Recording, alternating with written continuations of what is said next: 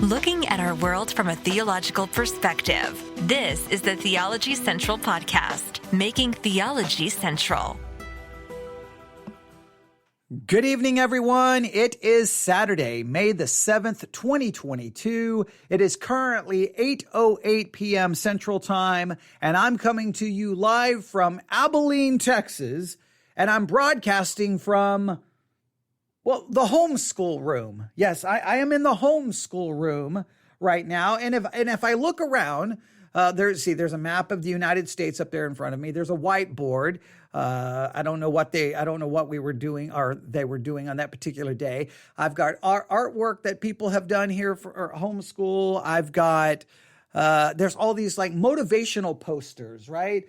I've got, past tense, present tense, future tense. I got that there. And I've got a multiplication chart going on there. I got the months of the year there. I'm just looking around a whole bunch of books. I'm just looking around the room, but right before I got ready to start this live broadcast, I looked over, and at the very beginning of the room is the following poster. It's there on the wall, and it says this: "It does not matter how slowly you go, so long as you do not stop." It does not matter how slowly you go, so long as you do not stop. That's a motivational poster that's right here in the homeschool room from where I am broadcasting on this Saturday evening, May the 7th, 2022. Now, that may not mean anything to you, but I think that's very appropriate for where we are right now. Because this episode is let me tell you exactly which part this episode is. This episode is part 13 and our study of Matthew chapter 24. This is another episode in our series, Bible Study Exercises. If you listen, I would challenge you, download the Church One app. That's Church, O-N-E. Church, O-N-E. You can get it in Google Play Store, Apple App Store. Download that app, Church, O-N-E. Once you download the app, simply do a search for Theology Central. Choose us as your desired broadcaster. Remember, it's a generic app. Download the app. Once you do, you can look at all the series. And one of the series you'll see is Bible Study Exercises. There's well over 200 now, all right? All of them are free. They're all available to you. And typically the way it works is we dedicate 1 week to one passage of Scripture. But in this particular case, we are dedicating probably close to 8 weeks to Matthew chapter 24. The Bible Study Exercises, we dig in deep. And the goal is not just me to teach you, but it's to get you to actually study the Bible. Right? That's the way it's done. Sometimes I do teaching. Sometimes I just hand out assignments.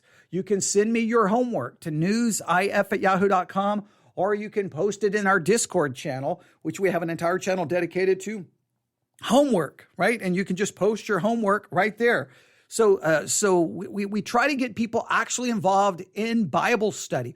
But because this one is not just 1 week long, this is going to go 8 weeks. Guess what's going to happen? A lot of people are going to just they're just going to either just slow down or just kind of drop to the wayside or may just give up. Because like this study is going to go on forever. And hey, it doesn't matter how slowly you go. I don't care if you're right now you're just crawling along. I don't care if you're barely moving. Just do not stop. Bring this study of Matthew 24 to some kind of dramatic, powerful conclusion so that when you are finished, one, you'll have that satisfaction of finishing, but you'll walk away knowing Matthew 24 better than you have ever understood it. And remember, one of the key verses that I've pointed out in Matthew chapter 24, Matthew chapter 24, I think this is very, very important. Remember, I hope everyone remembers this. Matthew chapter 24, verse 4. Matthew chapter 24, verse 4. Jesus replied to them, "Watch out that no one deceives you.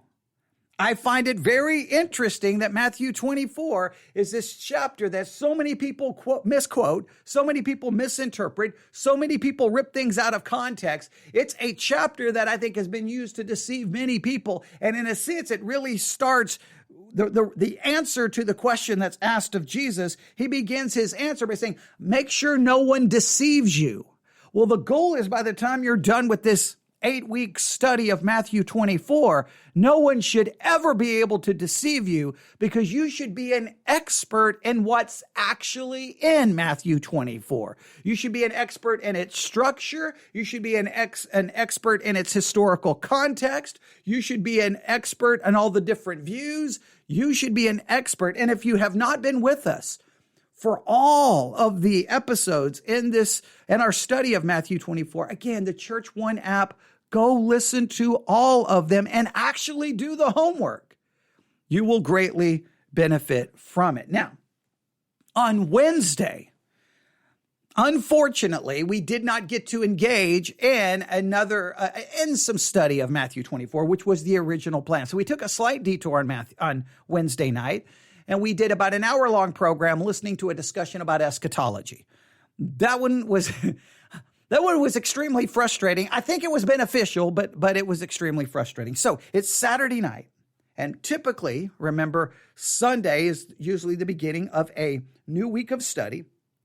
So sometimes on Saturday, we'll bring that week's study to a conclusion, or sometimes on Saturday, I will introduce the next week's study. We haven't really followed that as a firm rule right now because, well, we're still studying the same passage, but it's Saturday evening, and I thought, you know what? I don't know what people are doing. I don't even know if people will listen to this live, but whenever they listen to this, I just wanted to turn on the microphone to say, hey, don't stop. Keep working on Matthew 24, and I wanted to bring us a little bit of study in Matthew 24 just to get you re-engaged with the chapter and to continue to work on it. So does that sound good? All right, Matthew 24. Let's just do a very basic thing here. Matthew 24. Let's remind ourselves, first and foremost, of really the context that gets so forgotten when dealing with Matthew 24, right? We start back to verse 1. I've told you we would read it over and over and over again. Matthew chapter 24, verse 1. And Jesus went out and departed from the temple, and his disciples came to him to show him the buildings of the temple. So there's Jesus. He comes out of the temple. The disciples are like, look at this place. Look at these buildings. And Jesus said unto them, see ye not all these things? Verily I say unto you, there shall not be left here one stone upon another that shall not be thrown down. So he makes a prediction about the destruction of the temple. And we know that temple was destroyed in 70 AD. The context here, there's no debate. There's no argument. They point out the buildings. Jesus say these things are all going to be destroyed. We know when those buildings were destroyed, 70 AD. There should be no issue here. There should be no argument here. And so immediately when Jesus is sitting on the Mountain of Olives, and then the disciples will come to him privately and they're like, hey, when shall these things be? What shall be the sign of thy coming and of the end of the world? They're blown away by this prediction. They can't figure out. So wait, what's going to happen? They are confused. But the question is specifically in regards to what Jesus said. The temple is going to be destroyed. They are perplexed. They are confused. And then starting in verse 4, Jesus begins to give them the signs that obviously first and foremost point to the destruction of the temple, which occurred in 70 AD. If you ignore that context, and you try to take these signs and apply them to the future, you do a great disservice to the Word of God. In fact, I think you misrepresent it, you twist it, and you can actually, I think, lead to some really bad conclusions. We've talked about all of that in our previous study. We have worked on, and I think we're pretty dogmatic to say Matthew 24, starting in verse 4, where Jesus starts giving the signs, all of the signs mentioned in verse 4, all the way to 14, we have dogmatically proven that I believe all of those signs pointed to 70 AD and were all fulfilled prior to 70 AD. I know if you've not listened to that, you're going to start arguing with me about verse 14. Go listen. The Apostle Paul himself uses language to clearly demonstrate that verse 14 was fulfilled prior to 70 AD, unless you're going to say Paul was wrong. Okay? So that brought us to verse 15. As it is stated here, when you therefore shall see the abomination of desolation spoken of by Daniel the prophet stand in the holy place, whoso readeth, let him understand. All right, this abomination of desolation, I know many just completely, again, forget 70 AD, and they immediately go to a futuristic perspective where they claim that a new temple is going to be built, the Antichrist is going to walk in and declare himself to be God, and that will be the abomination of desolation. We have, I think, dogmatically been able to prove that the abomination of desolation occurred in 70 AD. I think we demonstrated that. We referred to the writings of Josephus. We looked at a number of other things. I think it was pretty clear. There may be those who still may disagree, but the things that they did, the things that occurred just makes the most sense. In fact, by the fact that they destroyed the temple, in a way they were saying, we're greater than your God. We're God. We destroyed your temple. We destroyed your house of God. So in a sense, it's an abomination of desolation that had destroyed the temple. They brought in the Roman symbols there that would have been a desecration of the entire Temple Mount. They destroyed it. And in a sense, they declared themselves to be God. They brought in their idolatry in a sense, and it was desecrated. It was corrupted, and that fulfilled that particular verse. So what we were going to do on Wednesday is we were going to jump down to some later verses. But what I want to do tonight is simply add to our discussion of verse 15 by going to the curriculum. All right? Now, if you want access to the curriculum, it's absolutely free. All you have to do is email me, newsif@yahoo.com. That's newsif@yahoo.com. And we'll be more than happy to send you a link. You sign up. We don't ask you for any money. We don't send out an email for a monthly offering. We don't do anything like that. It's free, okay? And the more people who join, we'll increase our subscription so that we can make room for you. So if you want it, by all means, sign up for it. We are grateful for those who do donate to support. But we don't ask for money. We're never going to ask you for money, but we are grateful for anyone who chooses on their own to give so that we can do this and make this curriculum free for anyone and everyone, no matter where they are. And so if you would like access to it, just email me. We'll send you a link. It is free. All right. Now, I thought this Saturday evening, we'll just look at the curriculum and we'll work through it and just see what they have to say in regards to Matthew 24:15, which so many people rip out of its historical context, make it future. They try to pull in 2 Thessalonians to justify their doing so, which just makes no sense because 2 Thessalonians was written somewhere between 50 and 60 AD, meaning that when it's talking about something similar, 70 AD could be the fulfillment for that as well. It's just so weird how so many Christians just seem to forget that 70 AD occurred. I think, look, I've always said what amazed me is I first learned about 70 AD not in a church, but in a secular school. I don't know how you should be able to. Yeah, I just don't even get me started. Again, sometimes the weird things that happen in churches when it comes to the study of God's word. All right, but let's take a look at this. We're just going to work through this. If you're listening live, feel free to hop into the chat. You can email me. If you're in the Discord channel, feel free to post any thoughts there. I will definitely try to look before I end this broadcast to answer any additional questions. But I just want us to just not lose focus, and I don't want people to become discouraged and stop. Remember, it does not matter how slowly you go, so long as you do not stop. All right? So are you ready? Here we go. All right. I got to move that. I'm going to close that. Let's go to the curriculum. Here we are. Now, what the curriculum I'm looking at is the curriculum that specifically focuses on Matthew 24, 15 through 22. All right?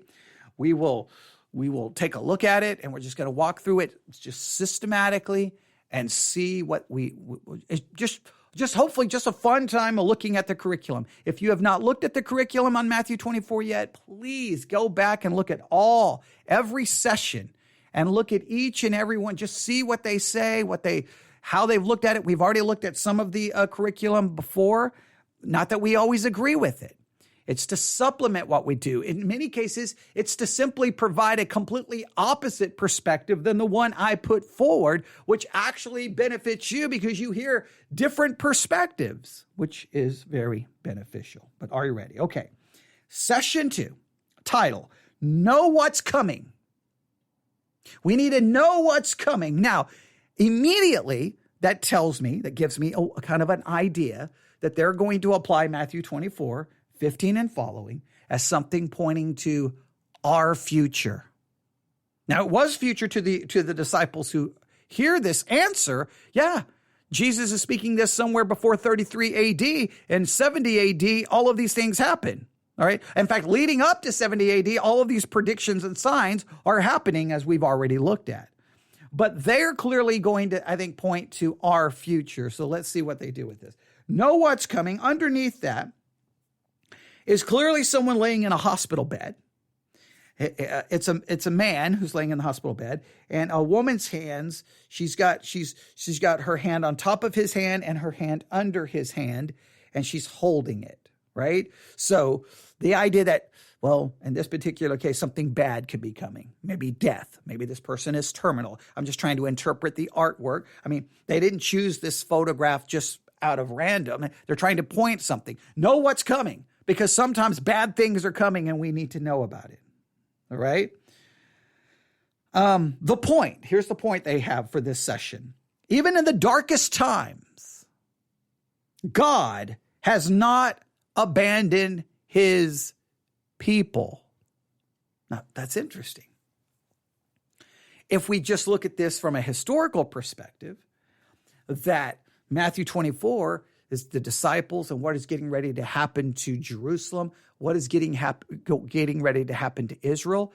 It's going to bring to the end the Jewish age, 70 AD. I mean, and for all practical reality, it brings an end to Judaism. Whatever Judaism today, it's a shadow of its former self. They don't have a temple. They don't have a high priest. They don't have anything that they actually need to practice Judaism. It's just a shell of itself. So 70 AD, I mean, that's the darkest of darkest times for a Jew and for Israel, but God has not abandoned his people. All right, we could work with this idea. I don't know if that's the direction they're going to go. I don't know if they're going to focus on Israel in 70 AD and what happened after 70 AD, or as much as they're going to focus on us and future for us, which again, will rip it out of context. But let's see what they do here. All right. The passage, Matthew 24, 15 through 22. So let's read it. Matthew 24, 15 through 22. When you therefore shall see the abomination of desolation spoken of by Daniel the prophet stand in the holy place, whoso readeth, let him understand. Again, we've already in a previous study clearly demonstrated that verse was fulfilled in 70 AD with Titus coming in and destroying the temple.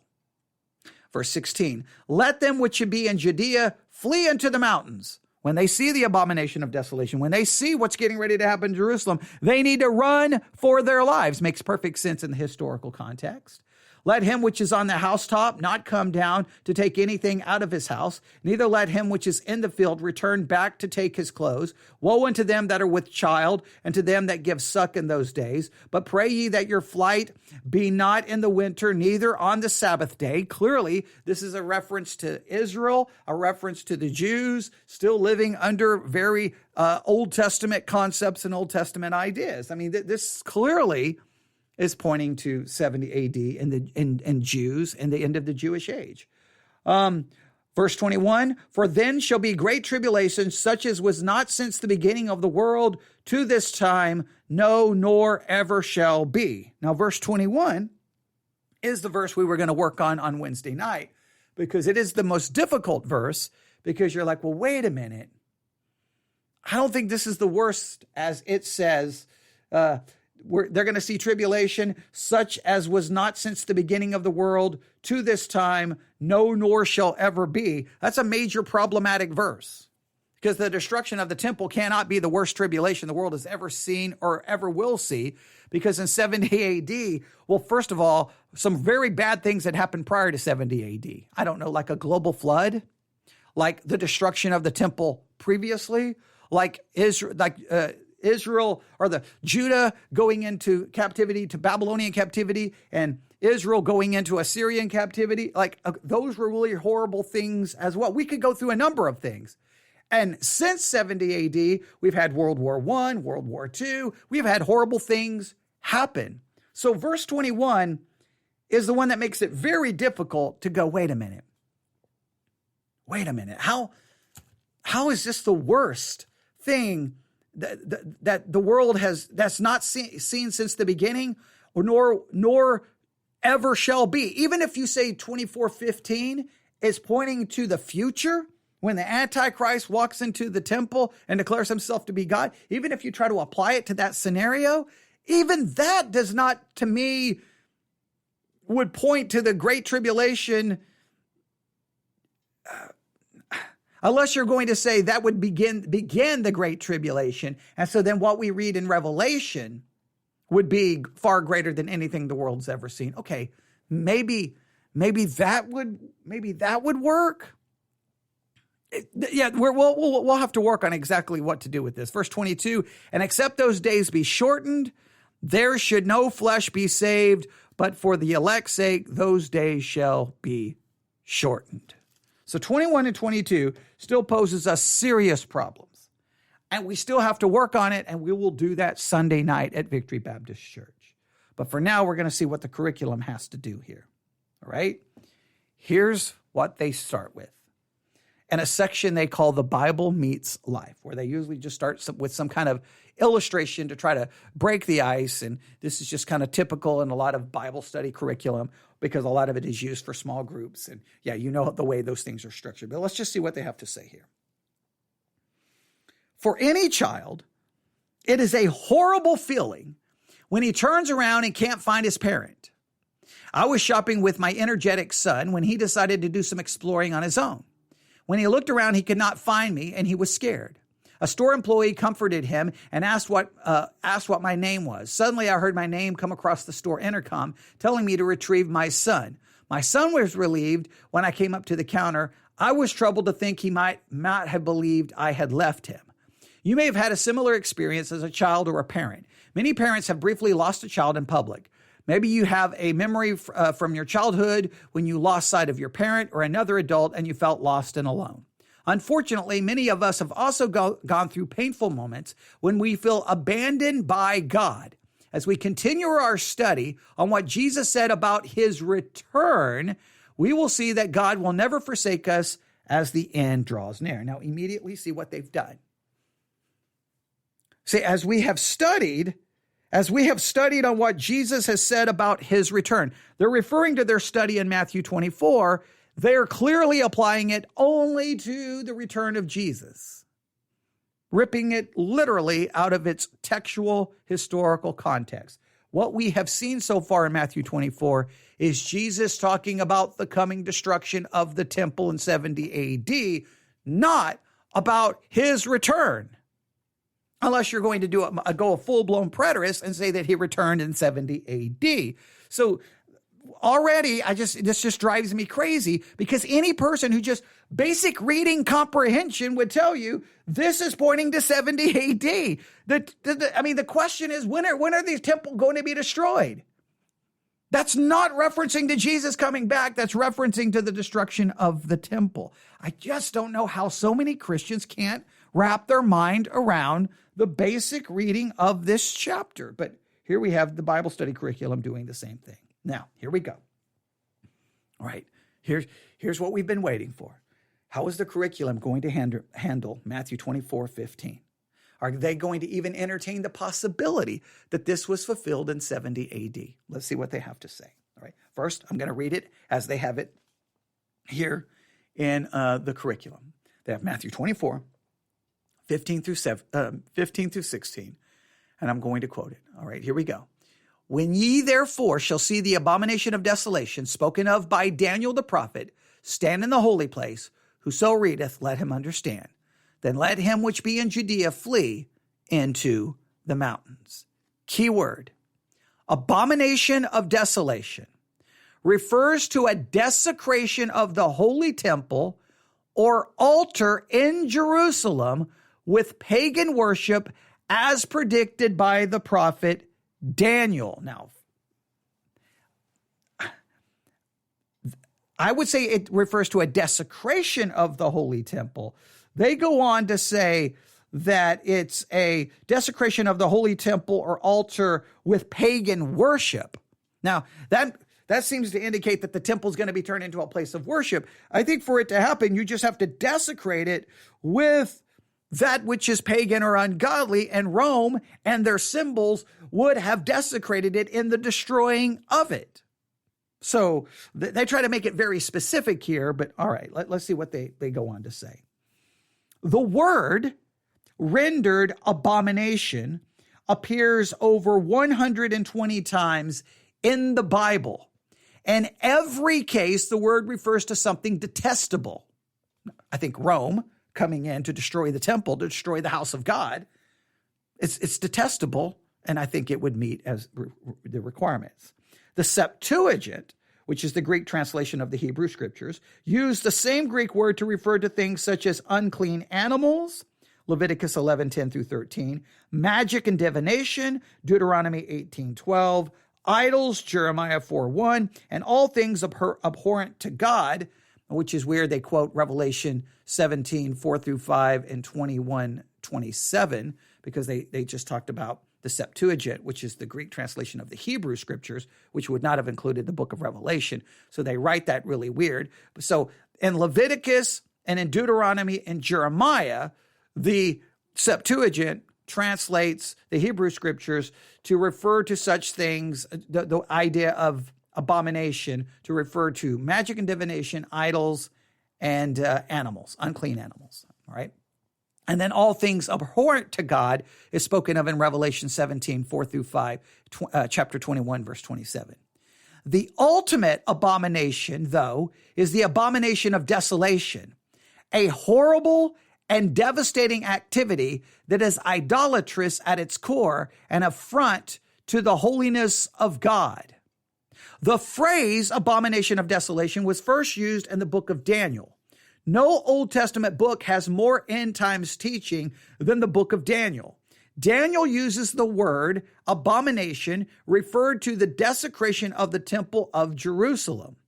Many scholars have noted that at least a partial fulfillment of this prophecy occurred in 176 BC. A Greek ruler named Antiochus Epiphanes set up an altar, or Antiochus IV Epiphanes set up an altar to Zeus above the altar of burnt offerings in the Jerusalem temple. Antiochus IV also did something especially egregious to Hebrews by sacrificing an unclean animal or pig on the temple altar. Now, we all know that, but clearly that's not a complete fulfillment of Daniel 9, because Jesus references it in Matthew 24:15, clearly pointing to what's going to happen in 70 AD. If you want to say it's a partial fulfillment, that's fine. But clearly what happened in 176 BC was not the total fulfillment. Since Jesus was speaking almost 200 years after these events, he was pointing to another future event. Many Bible scholars believe Jesus was referring to the destruction of the temple in 70 AD. Okay, good. They at least mention it. That's a good thing. I have a feeling they're going to say, no, it's something in the future. But let's see what they say here. Bible scholars believe Jesus was referring to the destruction of the temple in 70 AD. It is said that when the Romans destroyed the Jewish temple, they raised their pagan flags above the rubble. Jesus' words, then let them which be in Judea flee into the mountains, also lend support to this view, since Jews fled at the time of the Roman invasion in AD 70. The more explicit wording in Luke 21 through 24 appears to support this view. The word flee is related to the English word fugitive, a person who takes flight to escape danger. The mountains likely refer to the region southeast of Jerusalem that contains many caves of refuge. While these caves were sometimes favorite places for robbers to dwell, they were also safe retreats for those who were fleeing danger. Some writers, including Eusebius, indicated that many first century Jews did just that as the Roman army advanced on Jerusalem. They called the city and took refuge in a city in Macedonia called Pella. So I want to make sure you realize that. So we have a lot of evidence, as we've already talked about, and they mention here, even Eusebius mentions, hey, this is what they did. They were told to flee. They fled. They ran. This is exactly what happened. And the Romans desecrated the temple. They destroyed it. In a sense, they raised their pagan flag. They basically declared themselves to be God, at least greater than the God of the Jews, because, well, his temple was in ruins. Many scholars also see Jesus' words as a reference to a future event involving the Antichrist. Now, this is where the majority of evangelicals want to run to. Oh, it's future. It's future. Again, Matthew 24 in its context. About the destruction of the temple in 70 AD. Yes, I know that there are some verses here that I don't know how in the world you get them fulfilled in 70 AD, especially verses 21 and around that area, 21, 22, 23. I understand that there's some issues. We will work on that. But for now, we're focusing on 24:15, which I think we've already proven is referring to 70 AD. But they're going to point to a future fulfillment. Let's see the best argument they have. All right, here we go. They say this: many scholars also see Jesus' words as a reference to a future event involving the Antichrist. The ultimate fulfillment of this prophecy will occur when Antichrist does something very similar to what Antiochus Epiphanes did.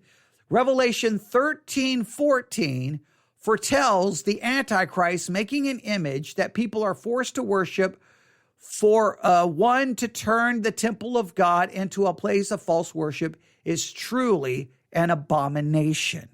Now they say Revelation 13:14. Let's take a look at it. Revelation 13:14. Revelation 13:14. Here we go. Revelation chapter 13, verse 14. I'm just going to go to verse 11. This is Revelation 13. I'm going to start in verse 11, and I'm just going to read it from the translation I have in front of me. Here we go. Then I saw another beast coming up out of the earth. It had two horns like a lamb, but it spoke like a dragon. It exercised all the authority of the first beast on its behalf and compels the earth and those who live on it to worship the first beast, whose fatal wound was healed. It also performs great signs and even causes fire to come down from heaven to earth in front of the people. It deceives those who live on the earth because of the signs that it is permitted to perform in the presence of the beast, telling those who live on the earth to make an image of the beast who was wounded by the sword and yet lived. Now, where do you get, I'm going to read this now from a different translation. All right. I don't know how you immediately apply that there. Let's go to, I'm going to go to a different translation. Revelation 13, verse 14. And deceive them that dwell on the earth by the means of those miracles which he had power to do in the sight of the beast, saying to them that dwell on the earth that they should make an image to the beast, which had the wound by a sword and did live. I don't know how that would be a fulfillment of Matthew 24, the abomination of desolation. Yeah, they make an image. They say, he's going to make an image and people are forced to worship it. I'm having a hard time where that completely, that's some reaching. But then I know where they're going to go. I know where they're going to go. Here, now listen carefully. For one to turn the temple of God into a place of false worship is truly an abomination. 2 Thessalonians 2:4 lends support to this view. Now they're going to go to 2 Thessalonians, which you knew they were going to go to if you've been involved in Christianity in any length of time. All right, let's look at it. 2 Thessalonians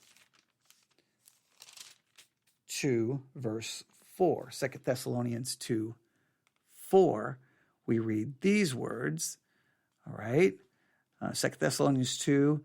I'm just going to go back to verse 1 so that we have context here. 2 Thessalonians 2:1. Now concerning the coming of our Lord Jesus Christ and our being gathered to him, we ask you, brothers and sisters, do not be easily upset or troubled, either by a prophecy or by a messenger or by a letter supposedly from us, alleging that the day of the Lord has come.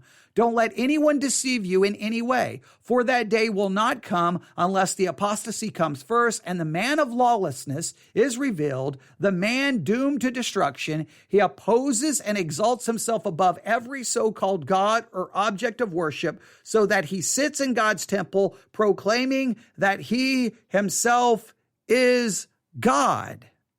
That's 2 Thessalonians 2:4. Now, remember, immediately people want to grab that and say, see, that's referring to the future. But remember, that's spoken somewhere in around 50, 51, 52, 53 AD. Even if you go all the way to 65 AD, even if you go to a later date, 66, 67, it's still before 70 AD. So how is it possible that 2 Thessalonians was warning them, hey, don't let anyone tell you the day has occurred yet? Because he's pointing them to 70 AD. You've got to at least consider the possibility. All right? You can't just ignore the dating of the writing of 2 Thessalonians. It would be, if it was written way after 70 AD, then you'd be like, well, clearly it's not referring to 70 AD. So then you would have something that seems to refer to someone in the temple declaring themselves to be God. But you could make an argument that it points to 70 AD as well. All right? One thing is clear. Jesus wanted his disciples and us to know what is coming. And when God's temple is desecrated, we can know the end is coming. All right? Now, so they basically say, hey, we don't know for sure. Is it 70 AD? Is it future? But whatever it is, whenever it is, he wants us to know that when God's temple is desecrated, we can know the end is coming. Now, I guess that's extremely helpful. That's extremely helpful for people living somewhere between 32 AD and 70 AD. That's extremely helpful because the temple is right there. They see the temple. It would be very relevant because in a very short period of time, that temple is going to be desecrated and destroyed. And so now the end of what is coming? Are you going to say that when they saw the end of the temple, the end of the world was about to happen? Because that happened in 70 AD and it's May the 7th, 2022. So that wouldn't have been much help to them. Now the end of the Jewish age occurred in 70 AD. Which I think is an essential thing in understanding the New Testament. I think Hebrews is written, first and foremost, everybody reads it as some warning about losing your salvation. No, it's a warning to the Jews that they're going to lose their system of salvation because they're no longer going to have a priest. They're no longer going to have a sacrifice. They're no longer going to have any of the things that they would look to for salvation. It's all going to be gone. They need something better, which is Jesus Christ. When you understand Hebrews in light of 70 AD, which Hebrews is written around 67, 68 AD, it makes perfect sense. When you understand Matthew 24 in light of 70 AD, it makes perfect sense. When you see some things in 2 Thessalonians in light of 70 AD, It makes perfect sense. So I don't know how you can say, hey, disciples, when you see that temple desecrated, the end is coming. Of course, you're never going to see the end because the end of the Jewish age was going to occur. They saw that. So what does that mean for us? Well, we have to look for a new temple.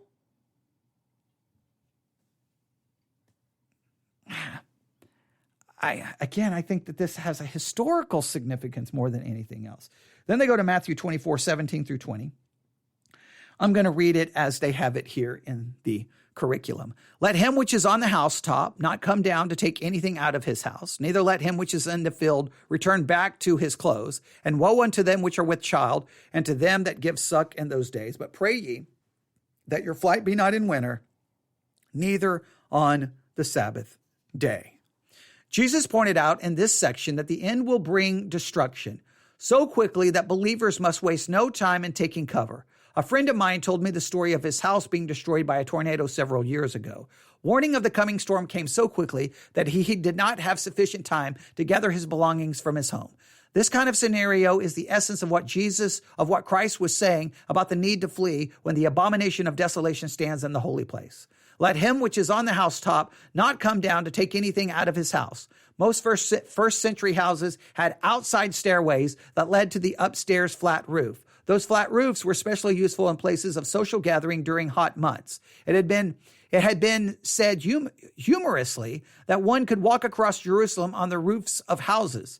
Apparently, some people built their houses next to the walls of the city. When they saw an opposing army, immediate flight was vital. Jesus stressed the difficulty and need for immediate flight. With two other examples, the person working in the field did not need to delay even to take his clothes. Those clothes were likely the outer cloak, which was essentially used as a sleeping gear. Christ's point was that the times will become so difficult that people will not be able to go back even for what was perceived as a necessity. Jesus' second example was that them that are without child, them with child, and those that give suck, this did not imply a curse on women who are with child. It simply described the added difficulty of traveling while fleeing while pregnant or handling infant children.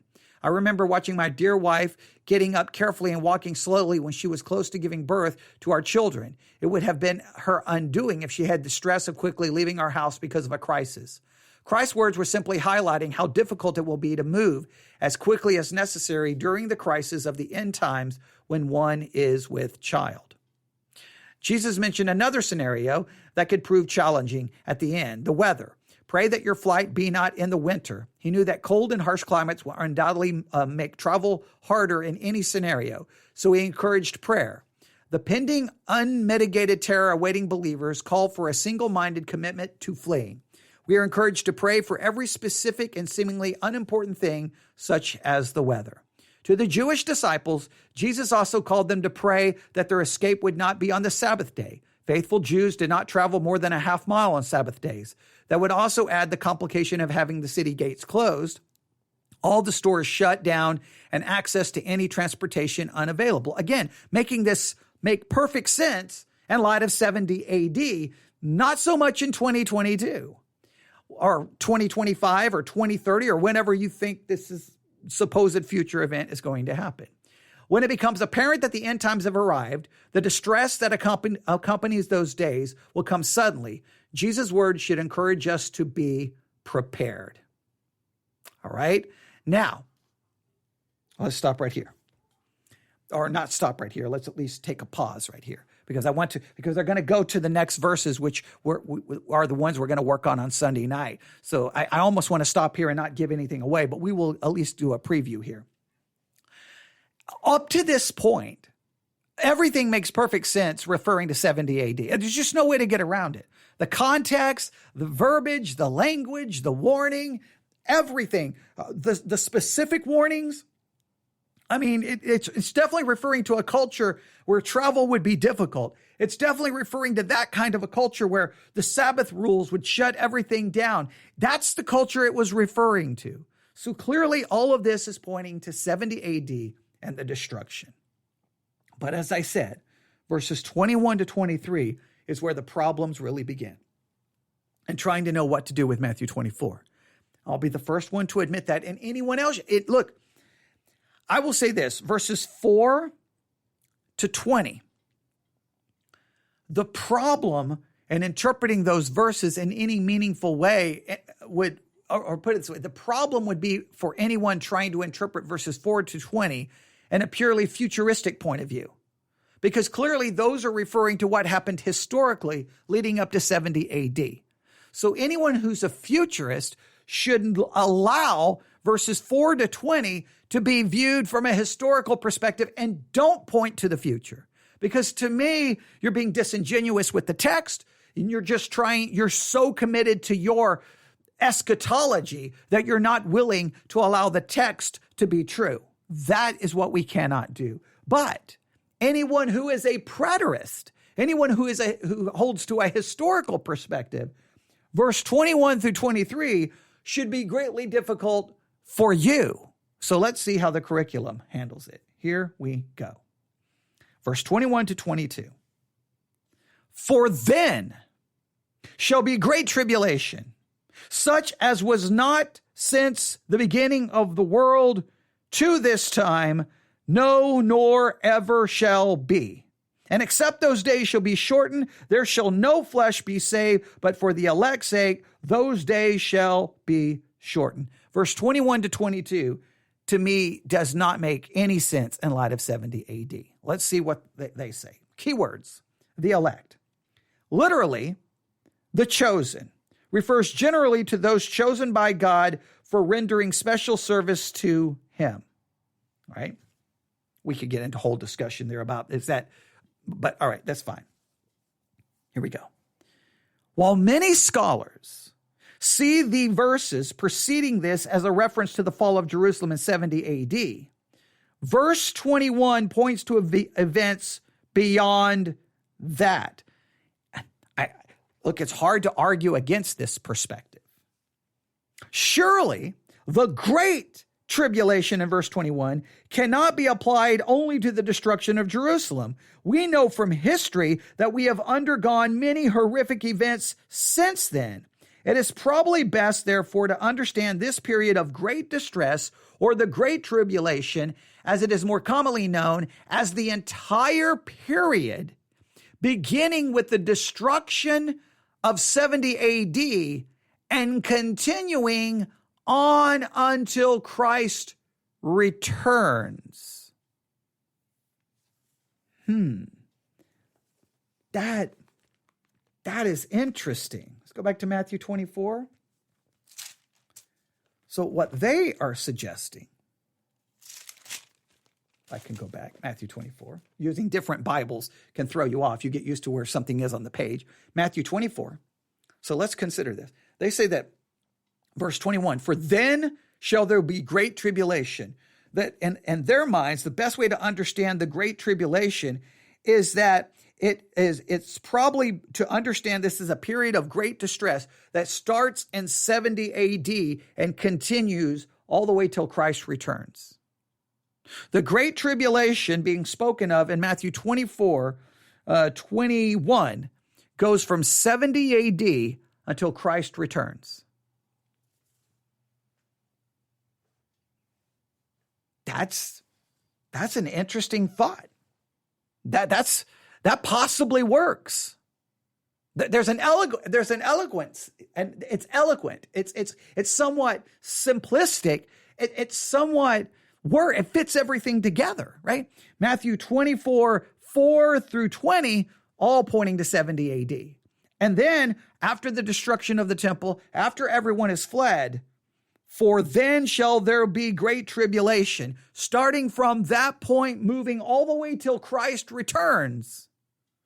Well, there's going to be a tribulation was not since the beginning of the world. Well, I think if you read everything that happens in the book of Revelation and you take that even halfway literal, that would be far worse than anything that's ever happened, including, I think, the global flood.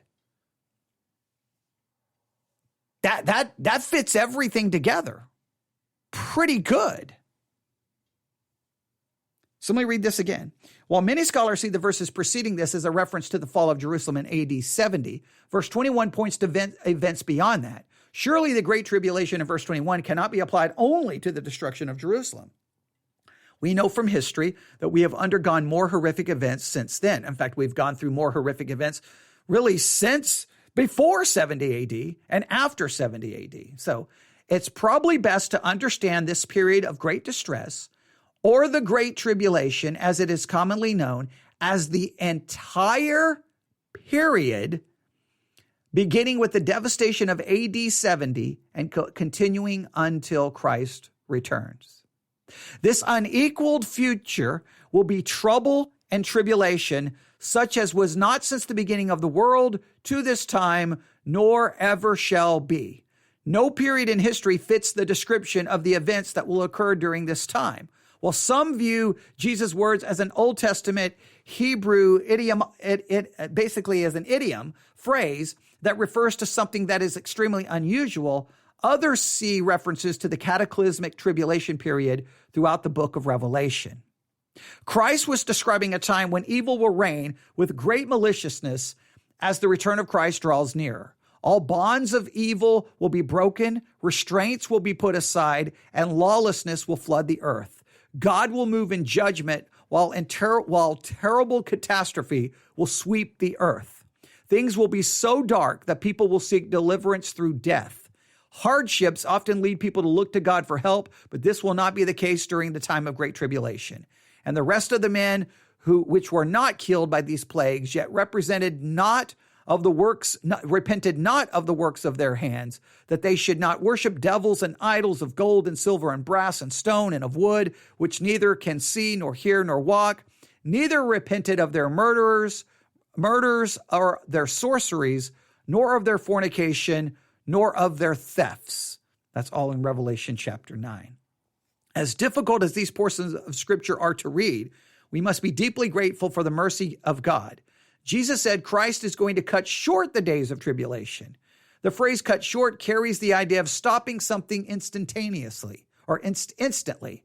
Christ seems to meant that in his mercy, he will not allow the tribulation to continue forever. God has predetermined that those days will fall short of full destruction. The suffering will be so great that if the Lord let the suffering continue, no one would survive. Otherwise, there should be no flesh saved. God's kindness is great, and he will interrupt the tribulation with his return. The specific reason for God's mercy is for the elect's sake. This is the first time the word elect appeared in the New Testament. The elect are those who have placed their faith in Christ. This word emphasizes God's initiative in saving us, while believers make a genuine response of faith. Okay, they're going to try to play the middle there, not get into a whole discussion between Calvinism and Arminianism. We won't go into there right now. There you go. I'll stop right there. So, here is what I think we have a possible workable solution. Matthew 24, starting in verse 4. Don't let anyone deceive you. He's warning them. Hey, guys, don't be deceived.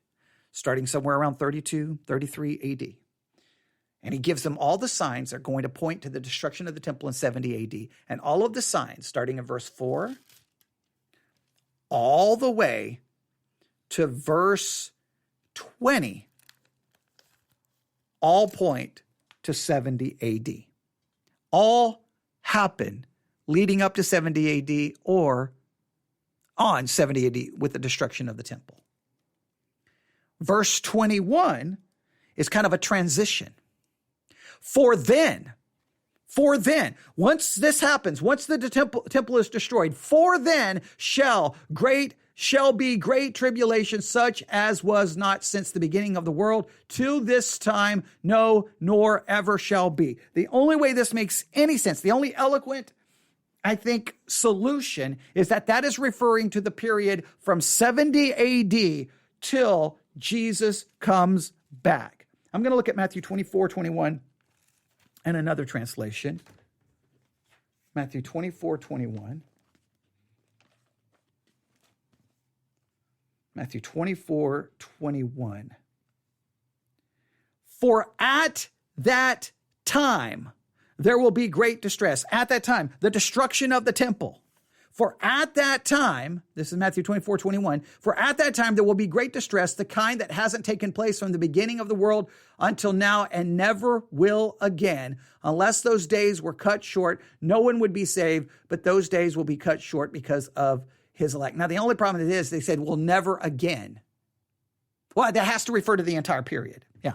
So Matthew 24:21 references this time of great distress or great tribulation, and that is referring to a period of time that begins in 70 AD and goes all the way till Christ returns. And the reason it will never be that bad again is because that period of time will end with Jesus coming back, and then there'll be the total, ultimately, a new heavens and a new earth, and it'll be the end of everything.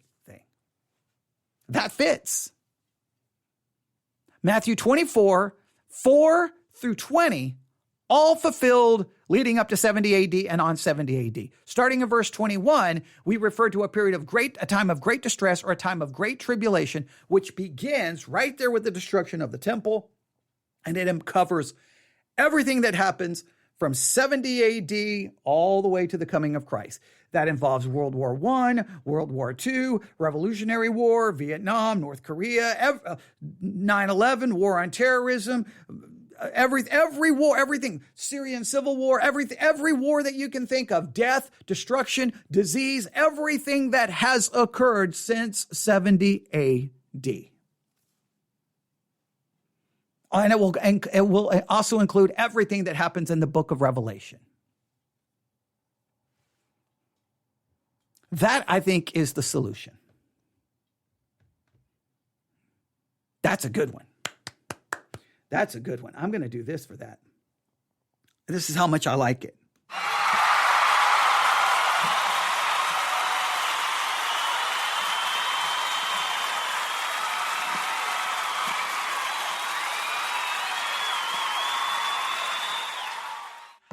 Okay, maybe you didn't like it that much, but I did. Okay, I did. I'm checking to make sure that nobody's left any messages of any kind. Nowhere. Okay. I think it works. I think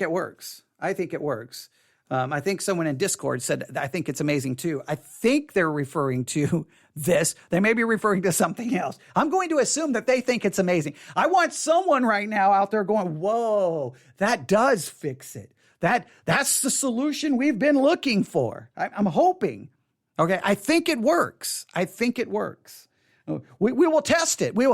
Now look, we will come back on Sunday night and look at it from a preterist perspective. Is going to say, nope, it all happened in 70 AD. It all happened. But I can't wrap my mind around the preterist version that the rest of this in Matthew 24 all was fulfilled in 70 AD.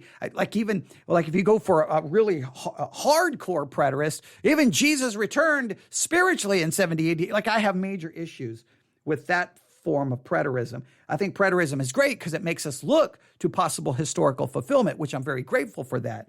But I think that's where it's where it begins to break down. All right. Okay. I think that's it. I'm going to make sure nobody's, I got to check email, make sure no one has emailed during this time. No one has. All right. I think that's good. All right. I think that's everything. Going to make sure no one else is saying anything else anywhere else. I'm checking all the places where I get messages during live broadcast. All right. Okay, good. All right. So, okay. Oh, they were talking about what I was saying earlier during the, I think the pre-show, when I was talking about how I think it's so amazing that, I don't know if you heard, when I was going live, I noticed on the Sermons 2.0 app that we were one of I think 8 or 9, maybe, I can't remember, 8 or 9, maybe 12 live broadcasts. And it's just so cool that on a Saturday night, here I am in Abilene, Texas, I can open my iPad and just listen to sermons that are being preached live in other parts of the world. And it was also cool that they were messages from churches in Australia, the Philippines, and then here I was broadcasting from basically nowhere, Texas. And I can even though I'm basically a no one with no money, none of the things that any big church has, I have the same ability to preach and proclaim the message to people around the world. That is an amazing thing. But I think this solution to Matthew 24 is far more amazing than even that. And, we'll see. We'll see what the responses are.